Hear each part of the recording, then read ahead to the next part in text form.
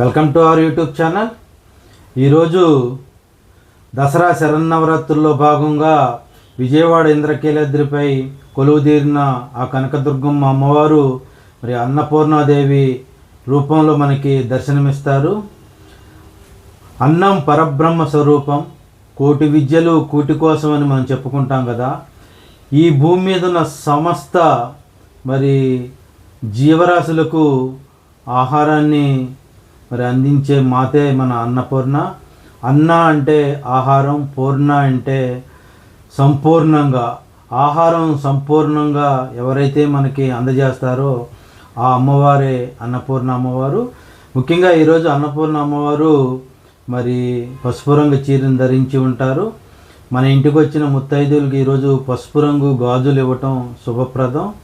అదేవిధంగా పూజలో అమ్మవారికి ఈరోజు మరి పసుపు పచ్చని చామంతి పూలు లేదా తెల్లని మల్లెపూలు కూడా మరి పూజలో మనం వాడుకోవచ్చు. అదేవిధంగా ప్రసాదంగా అమ్మవారికి ఈరోజు కట్టె పొంగలి, కొబ్బరి అన్నం, మరి దద్దోజనం ఏదైనా తెల్లని రంగులో ఉన్న మరి ఆహారాన్ని అమ్మవారికి మరి నైవేద్యంగా మనం సమర్పించుకోవచ్చు. ముఖ్యంగా అన్నపూర్ణ అమ్మవారి గురించి తెలుసుకోవటానికి వేదవ్యాసుల వారి కథ ఒకటి ఉంది, అది మనం తెలుసుకుందాము. భూ కైలాసమైన కాశీ నగరానికి వేదవ్యాసుల వారు వెళ్తారు. మధ్యాహ్నం భోజన సమయంలో ఆయనకి భోజనం దొరకదు. ఎందుకు దొరకదంటే ఆ పరమేశ్వరుడు మరి వ్యాసుని యొక్క సహనాన్ని పరీక్షిద్దామని ఆయనకి ఆహారం దొరకకుండా చేస్తాడు. సాయంత్రం వరకు కాశీ పట్టణం అంతా తిరుగుతాడు, కానీ ఎక్కడా కూడా వేదవ్యాసునికి అది ఆహారం లభించదు. సాయంత్రానికి మరి ఆయనలో ఆగ్రహం కట్టలు దించుకొని శపించాలి అని అనుకున్న తరుణంలో మరి అన్నపూర్ణాదేవి అమ్మవారు ఒక పెద్ద ముత్తైదువు రూపంలో కనపడి, నాయన రా, నేను భోజనం పెడతానని తీసుకెళ్ళి వేదవ్యాసునికి భోజనం పెడతారు. అయితే వ్యాసుడితో పాటు కొన్ని వేల మందికి అన్నపూర్ణాదేవి అమ్మవారు ఆహారాన్ని వడ్డిస్తారు.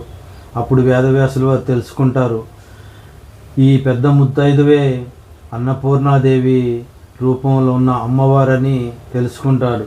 కాబట్టి మనం ఈరోజు అన్నపూర్ణాదేవి అమ్మవారిని పూజించటం వల్ల మనకి ఆహారానికి, ధాన్యానికి ఎలాంటి లోటు, ఎలాంటి కొదువు ఉండదు.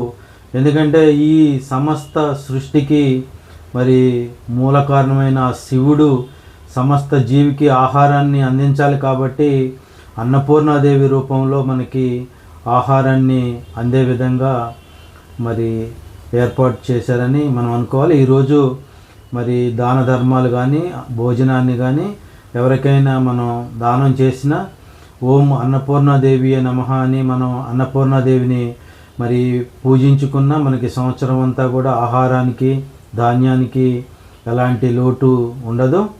ఈరోజు సాయంత్రం రేపు 4వ రోజు మరి అమ్మవారు ఏ అవతారంలో ఉన్నారు, పూజకి ఎలాంటి పూలు తీసుకోవాలి, చీర ఎలాంటి కలరు, నైవేద్యం